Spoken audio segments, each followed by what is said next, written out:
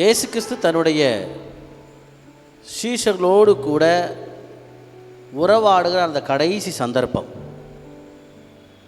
அவர் கூறுகிறார், நீங்கள் விசுவாசமாக இப்பொழுது இருக்கிறீர்கள், ஆனால் சீக்கிரமாய் நீங்கள் சிதறுண்டு போகக்கூடிய காலம் வரும், தனித்து விட்டுவிடும் காலம் வரும் என்றெல்லாம் அவர் விளக்கி கூறிவிட்டு, என்னிடத்தில் உங்களுக்கு சமாதானம் உண்டாயிருக்கும் பொருட்டு இவைகளை உங்களுக்கு சொன்னேன். உலகத்தில் உங்களுக்கு உபத்திரவம் உண்டு, ஆனாலும் திடன் கொள்ளுங்கள், நான் உலகத்தை ஜெயித்தேன். திடன் கொள்ளுங்கள், ஆனால் நான் உலகத்தை ஜெயித்தேன். எந்த உலகத்தை ஆண்டவர் ஜெயிச்சார்? நம்ம ஏசாயா எழுதின தீர்க்கதரிசன புஸ்தகம் அதனுடைய 35 அதிகாரம் 4வது வசனத்தை ஒருத்தர் எடுத்து வாசிங்க. Isaiah chapter 35 verse 4. Isaiah verse 35 verse 4. ஏசாயா 35 அதிகாரம் 4வது வசனம் வாசிங்க. மனம் பதறுகளை பார்த்து நீங்கள் பயப்படாதிருங்கள், திடன் கொள்ளுங்கள், இதோ உங்கள் தேவன் நீதியை சரிக்கட்டவும் உங்கள் தேவன் பதிலளிக்கவும் வருவார், அவர் வந்து உங்களை ரட்சிப்பார் என்று சொல்லுங்கள். இங்க என்ன ஒரு உபத்திரவம்? மனப்பதற்றம் என்கிற உபத்திரவம்.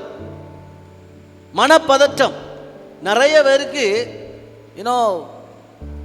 நம்ம தப்பு பண்ணமோ இல்லையோ, என்ன ஆயிருமோ அந்த மனப்பதற்றம். இங்க வசனம் சொல்லப்பட்டிருக்கு, மனம் பதறுகளை பார்த்து நீங்கள் பயப்படாதிருங்கள். வசனம் என்ன சொல்லப்பட்டிருக்கு? திடன் கொள்ளுங்கள். மனம் பதறுகளை பார்த்து கர்த்தருடைய வசனம் சொல்லப்பட்டிருக்கிறது, பி கரேஜ், திடன் கொள்ளுங்கள், திடன் கொள்ளுங்கள். ஏன்னா உங்கள் தேவன் உங்களுக்கு பதிலளிக்க வருவார். மன பதற்றத்தில் என்ன செய்யணுன்னே தெரியல, ஆண்டவர் சொல்ல, நீ மனம் பதறிட்ட, நான் டக்குன்னு இறங்கி வந்து உனக்கு நான் நீதி செய்கிற தேவன், உனக்கு நான் பதிலளிக்கிறேன். அப்படிதான் அந்த வசனம் இருக்குது.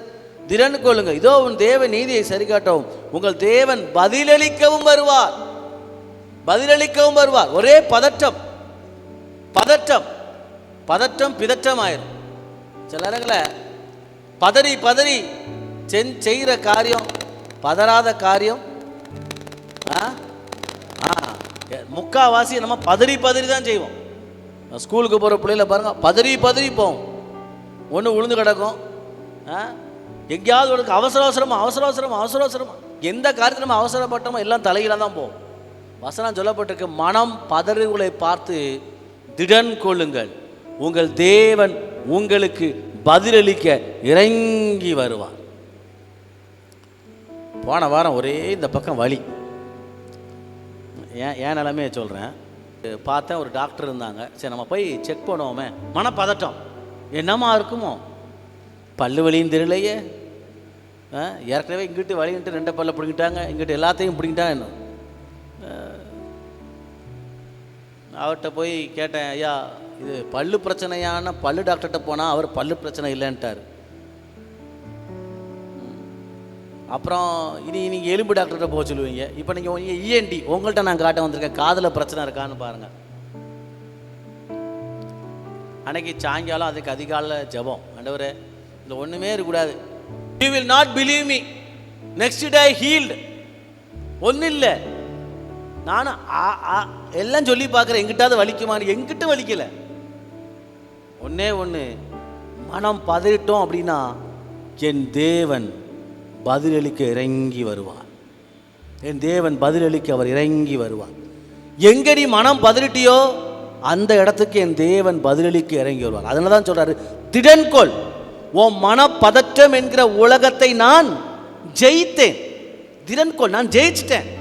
நீ மனசை போட்டு பதறிக்கிட்டு இருக்க, நான் ஜெயிச்சிட்டேன் ஏற்கனவே. நீ திடன்கொள், நான் உனக்கு பதிலளிக்க இறங்கி வருவேன். தானியேலை சிங்கக்கேபில போடும்போது அவன் மனம் பதறானா இல்லையோ, வசனம் இங்கே தானியேலை பார்த்து சொல்ல, திடன்கொள், பயப்படாத. தானியேல் 10 அதிகாரம் 19 வசனத்தை பார்த்தா தெரியும். திடன்கொள், பயப்படாத. மனம் பதறிட்டா கர்த்தருடைய வசனம் நம்மளுக்கு நேரடியா கடந்து வரும். அவர் பதிலளிக்க அவர் இறங்கி வருகிற தேவன், பதிலளிக்க இறங்கி வருகிற தேவன். நம்ம இங்கே உட்கார்ந்து இருக்கிறோம், ஆளுடைய வசனத்தை கேட்குறோம். எங்கெல்லாம் உன் மனப்பதற்றம், உங்கள் மனப்பதற்றம் எனக்கு தெரியாது, ஏன் மனப்பதற்றம் உங்களுக்கு தெரியாது. இப்போ எங்கெல்லாம் நீ மனம் பதறி போய் இருக்கிறோமோ, எந்தெந்த காரியத்திலான மனம் பதறி போய் இருக்கிறோமோ, அப்படியே ஆண்டவருடைய சமூகத்தில் சொன்ன, ஆண்டவர் இந்த காரியத்தை பார்த்தாலே எனக்கு மனம் பதற்றமாக இருக்குது, இதை எப்படி அடைக்க போகிறணும், இது எப்படி செய்ய போகிறணும், இது எப்படி நான் முடிக்க போகிறணும், இது எப்படி நடத்த போகிறணும், எப்படி நான் இதுலேருந்து வெளியே வர போகிறணும். இந்த மனம் பதற்றத்தில் அவர் நீதி செய்வதற்கு அவர் இறங்கி வருகிற தேவராக இருக்கிறார். பக்கத்தில் இருக்கவங்களை பார்த்து சொல்லுங்களேன், நீ மனம் பதறிட்ட, உன் தேவன் பதிலளிக்க இறங்கி வருவார். பக்கத்தில் இருக்கவங்க பார்த்து சொல்லுங்க பார்க்கலாம், நீ மனம் பதறிட்ட, உன் தேவன் உனக்கு பதிலளிக்க அவர் இறங்கி வருவார். நீ சொல்லாமல் இருக்காத, நான் இங்கேருந்து பார்த்துட்டு தான் இருக்கிறேன். தெளிவாக சொல்லுங்க பார்க்கலாம், தெளிவாக சொல்லுங்கள். You have to tell. மனம் பதறிட்ட, என் தேவன் இறங்கி வருவார். Those who don't know Tamil, please say in English, be courage. You can say in English, be courage. God will answer you, be courage. தேவன் நமக்கு பதிலளிக்க அவர் இறங்கி வருவார். நான் தானே சொன்னேன், நமக்கு எங்கிட்ட ஒரு மனப்பதட்டம் இருக்குதோ, ஆண்டவரே என்ன செய்யணும்னு தெரியல, ஆண்டவரே அவர் இறங்கி வருகிற தேவன், பதிலளிக்க அவர் இறங்கி வருகிற தேவன். நான் 2-3 நாள் மறந்து போயிட்டேன். இன்னைக்கு காலையில் தான் யோசித்து பார்த்தேன், ஐயோ நமக்கு இங்கே வழி இருந்துச்சே காணுமே, எங்கே போச்சு, என்னெல்லாமோ செஞ்சு பார்க்குறேன், வழியை காணும். நம்ம மனம் பதறிட்டா அவர் நீதி செய்வதற்கு இறங்கி வருகிற தேவன். எங்கே உனக்கு அநீதி இழைக்கப்பட்டதோ, எங்கே நாம் ஏமாற்றப்பட்டோமோ, எங்கே நாம் தலை குனிந்தோமோ, அந்த மனப்பதற்றம் அவர் பதிலளிக்க அவர் இறங்கி வருகிற தேவனாக இருக்கிறார். 2 நாளாகமம் 32 அதிகாரம் அதனுடைய 7வது வசனத்தில் எடுத்துக்கொள்ளுங்க. 2 நாளாகமம் 32 அதிகாரம் அதனுடைய 7வது வசனம் எடுத்தவங்க வாசிக்கலாம். 2 Chronicle chapter 32 verse 7.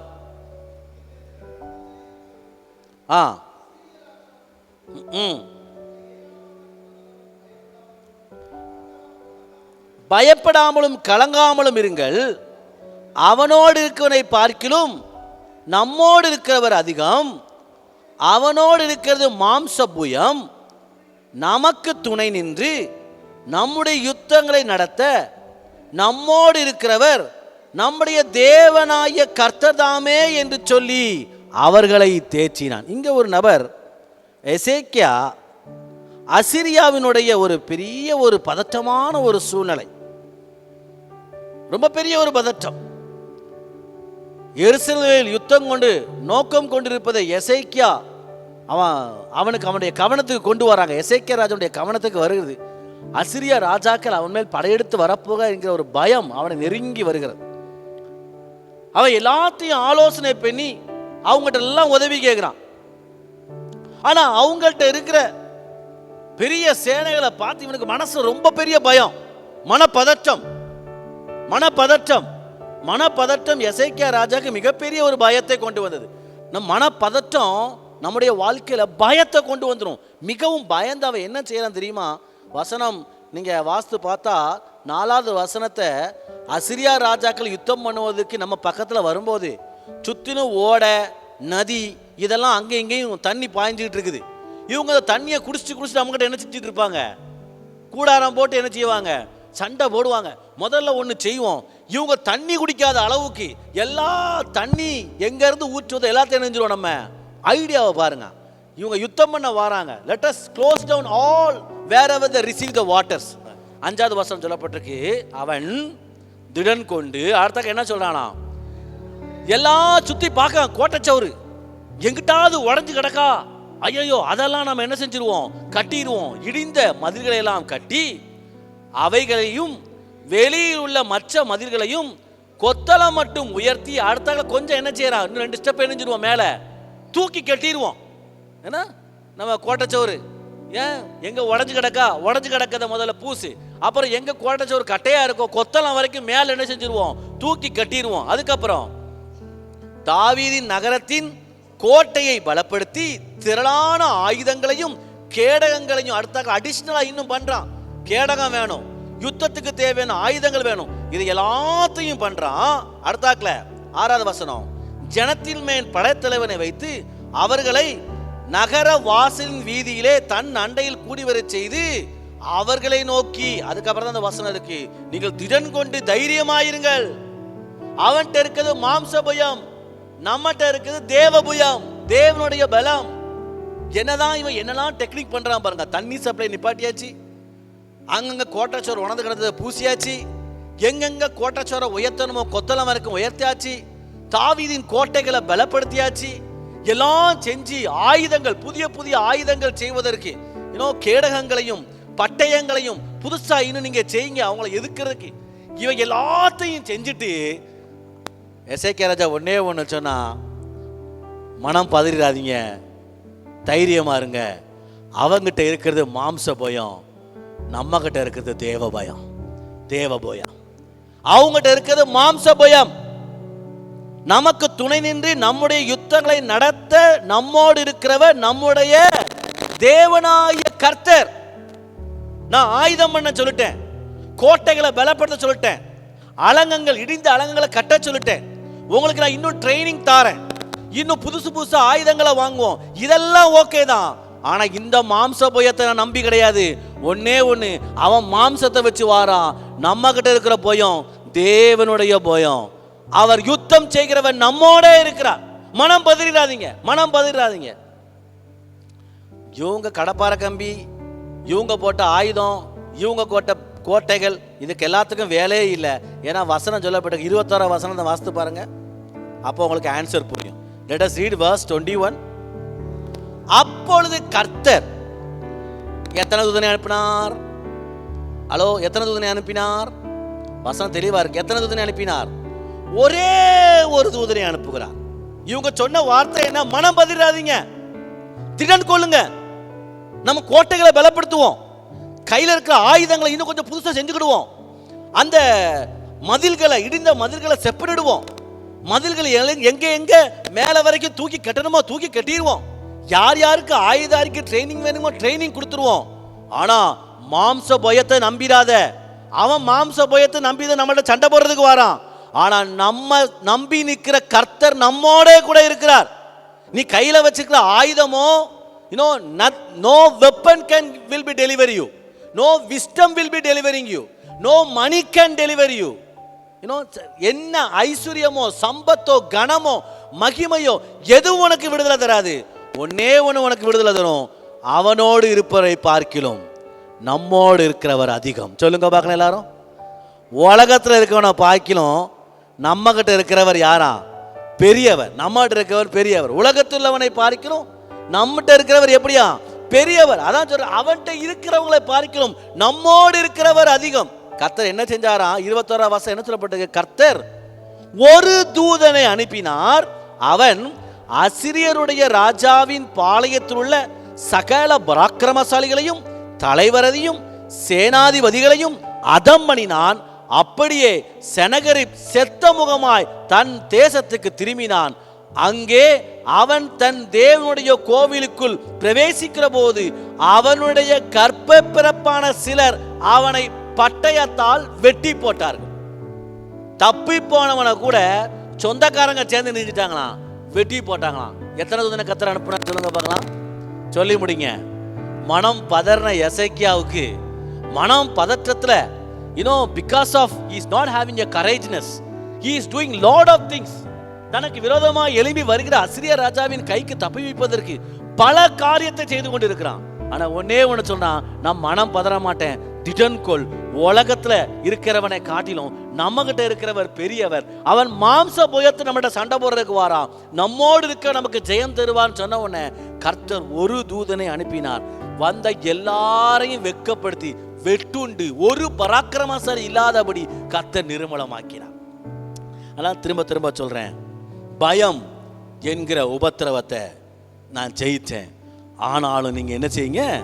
திடன் கொள்ளுங்க. சுவிசேஷ பகுதியில் அநேக இடங்கள்ல நீங்க வாசிக்க முடியும். திமிர்வாதக்காரனை சுமந்து வந்தவங்களை பார்த்து, சுமந்து வந்தவங்களுடைய அந்த ஒரு விசுவாசத்தை பார்த்து திமிர்வாதக்காரனை நோக்கி ஆண்டவர் சொன்னாரு, திடன்கொள், திடன்கொள், பயப்படாத, திடன்கொள், நீ வேதனைக்கு சுகமாயிருப்பாய், திடன்கொள். பெரும்பாலுள்ள ஸ்திரீ என்னை யாரும் பாத்திரக்கூடாது என் வியாதிய அப்படின்னு இயேசுனுடைய வஸ்திர தொங்கலின் ஓரத்தை தொட்ட போது இயேசுக்கு இருந்து வல்லமை புறப்பட்டு போச்சு.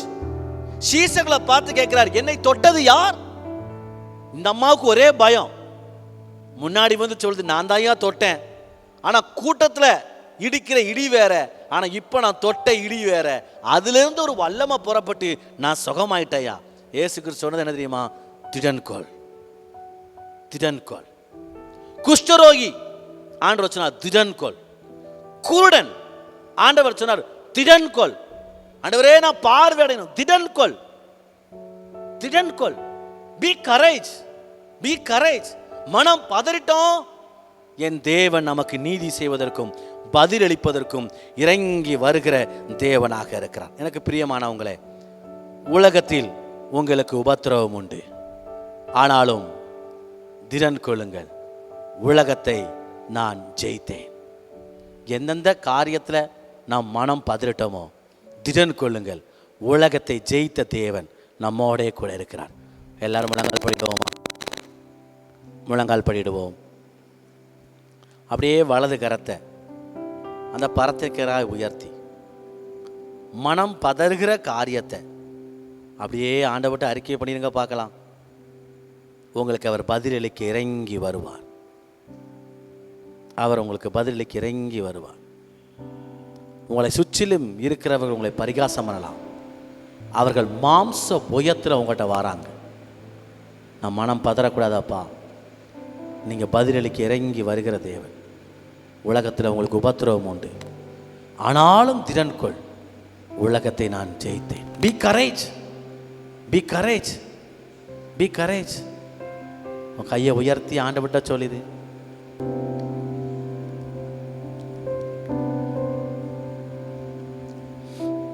கதாவே, எங்களுடைய ஜபங்களை கேட்டு இந்த வசனத்தை கேட்ட ஒவ்வொருவரும் திடன் கொண்டு தைரியப்படுத்த உதவி செய்தல். உடைய நாமத்துக்கு மகிமை வரப்படும். திரியேக தேவன் பிதா குமார் பரிசுத்தாவின் நாமத்தை வேண்டிக் கொள்கிறோம். நல்ல பரலோக பிதாவே, ஆமென்.